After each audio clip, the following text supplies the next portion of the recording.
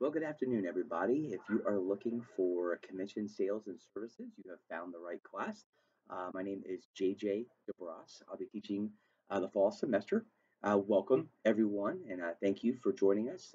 This is an 8-week class, fairly quick. We're going to cover a lot of information in a rather shorter amount of time. So I appreciate all of you guys taking this class.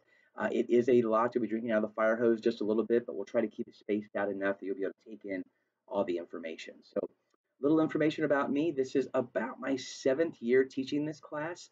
I have 12 years of experience in the hospitality industry. I spent 10 years as a sales manager down at the Crown Plaza Hotel in downtown Indianapolis, and then was promoted up to a regional director of sales for General Hotel Corporations, who actually was our management group, and took over the West region. I had about 11 properties that I had to oversee, all of them limited service properties. So kind of a big change for me. I went from a box hotel to a limited services property. So have a good idea on how both types of properties work. So again, and excited to teach this class again. The hospitality industry is a wonderful, wonderful industry to get into.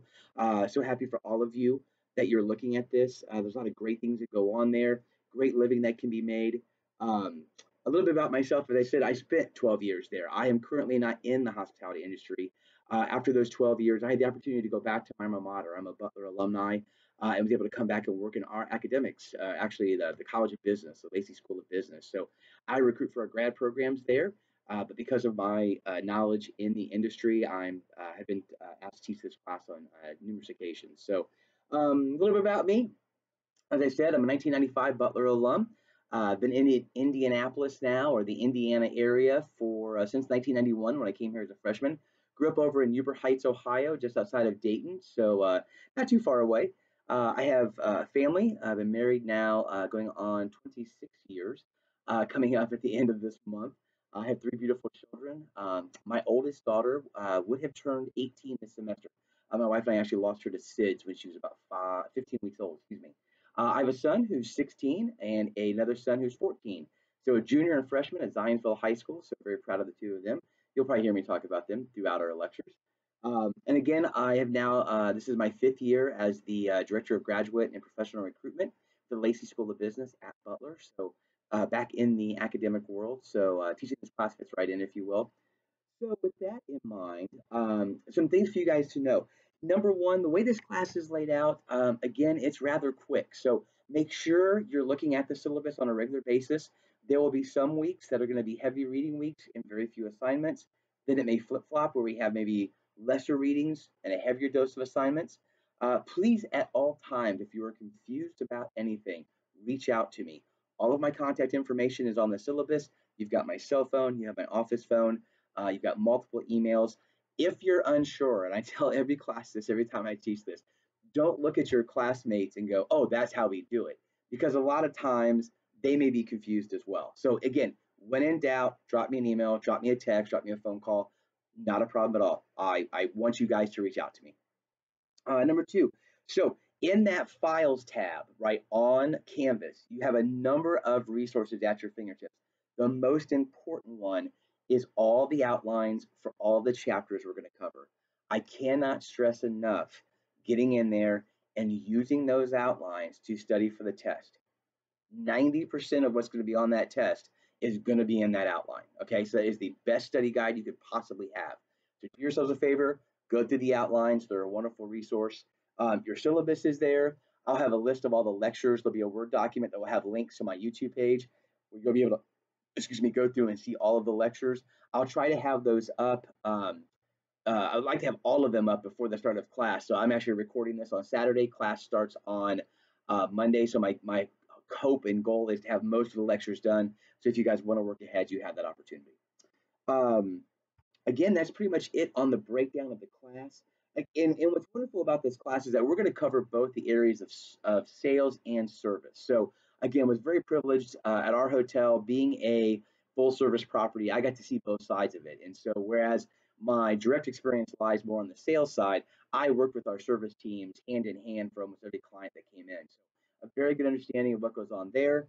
Um, and so, again, thrilled to cover both of those areas. So with that in mind, I'm going to jump into the first chapter real quick. So the chapters break down very well. each one kind of covers a different element of uh, the hospitality industry when it comes to hotels or conference management. And so again, you're going to see the sales side, you're going to see the service side. I encourage you, no matter which side you want to go in on, understand both. It is absolutely key.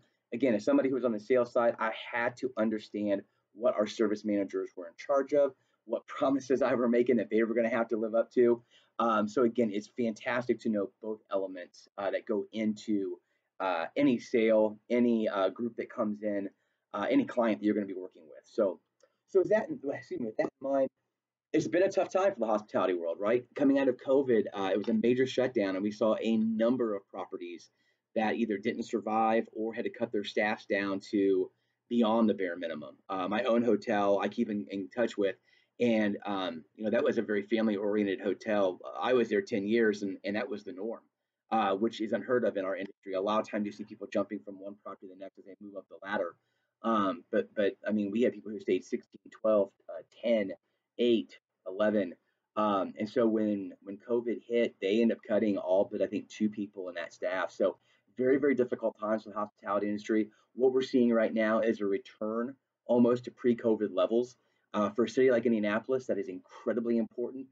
The economy in downtown Indy relies heavily on the hospitality industry and what is brought into the city, whether that is through Visit Indy, whether that is through um, Indy Sports Corp, or the individual hotels themselves that bring in those businesses.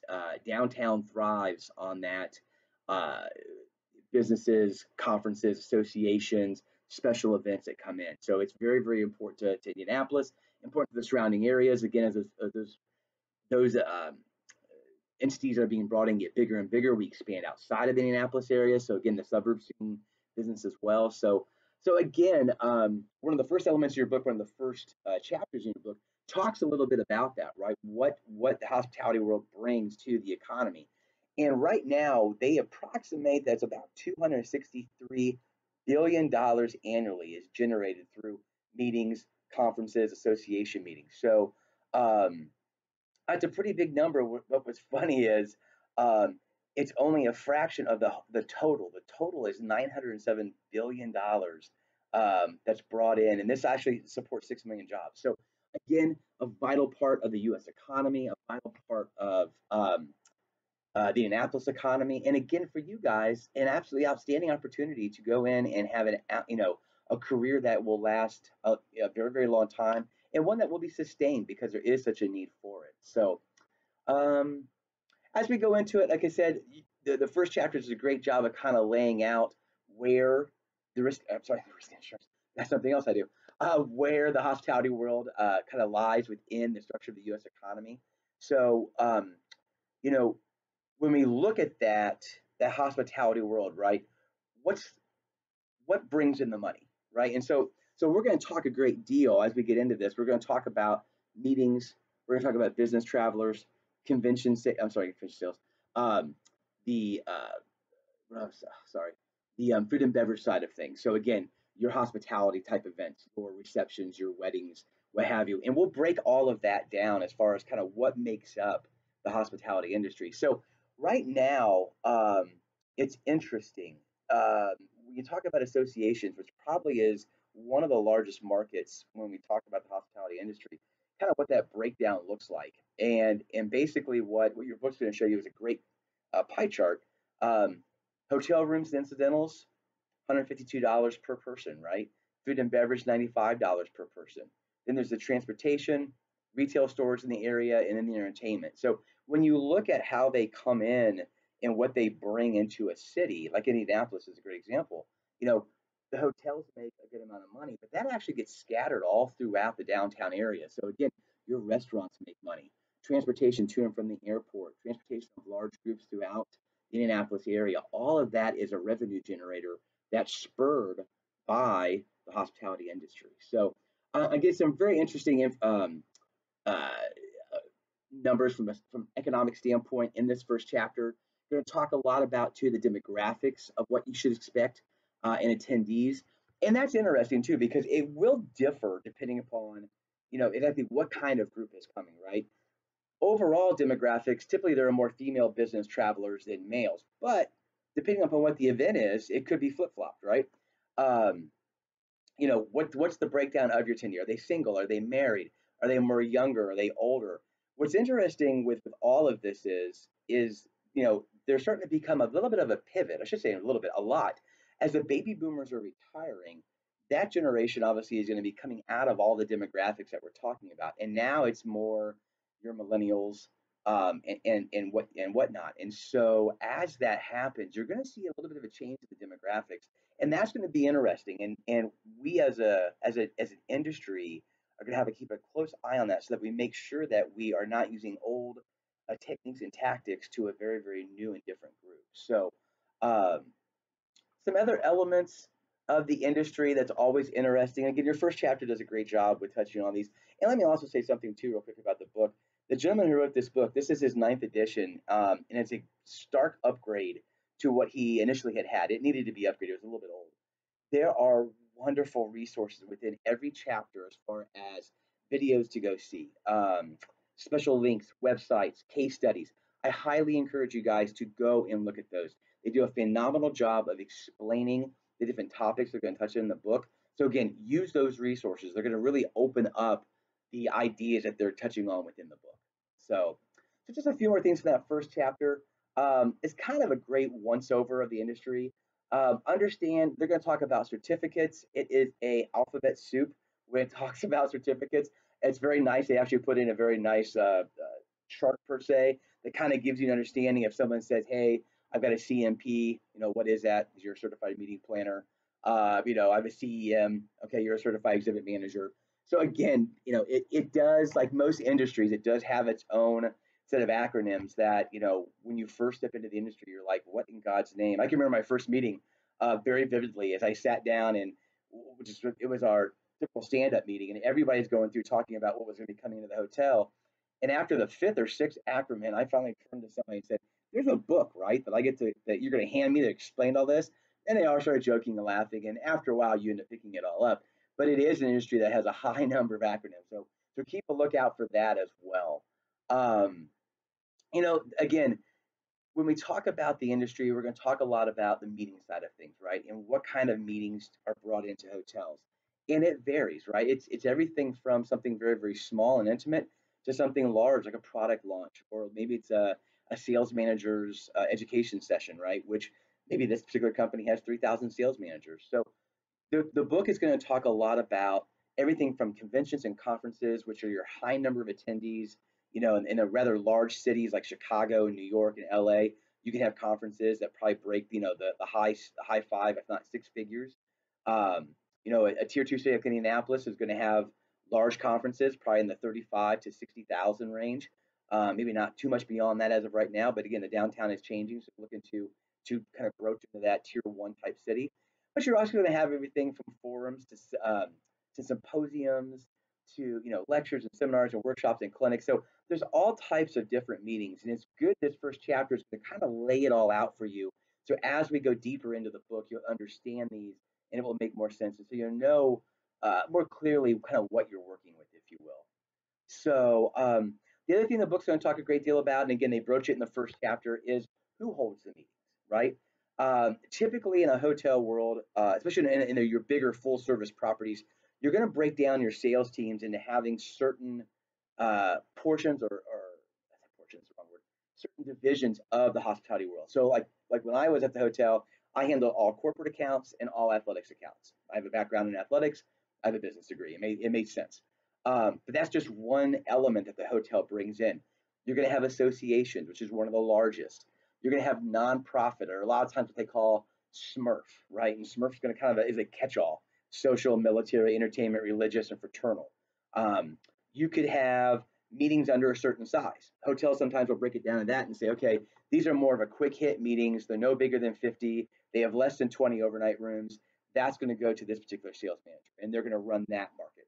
It could just be the business travelers, no meeting rooms at all, but this company is going to have X number of travelers every week, and so we set up a special account for them. So we'll go through all of that and kind of lay out what to expect from each one of those divisions, because each one is very, very different on not only how you sell to them, but also kind of how you service them as well.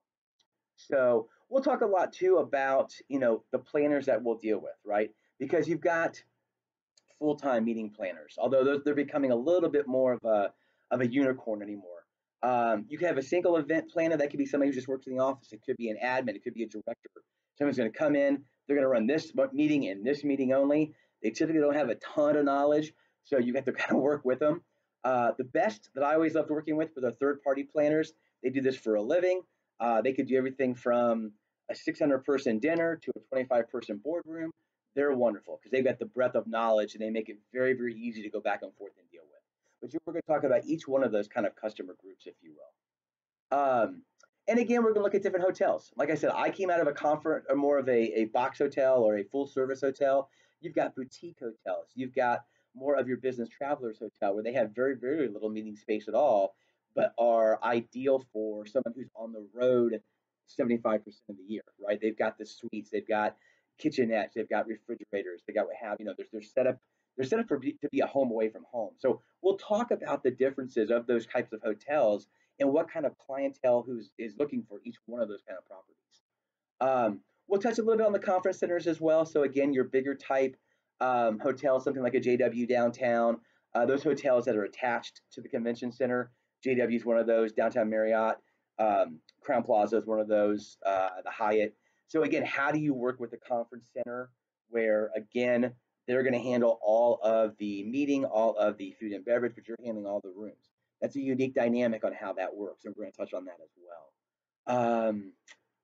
And then, you know, again, talking about some new technologies.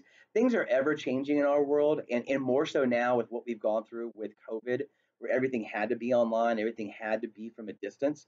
So technology really kind of was stepped up and front and forward, and I cannot tell you the number of conferences I have attended online. Um, and there is a huge difference. Yes, it can be done.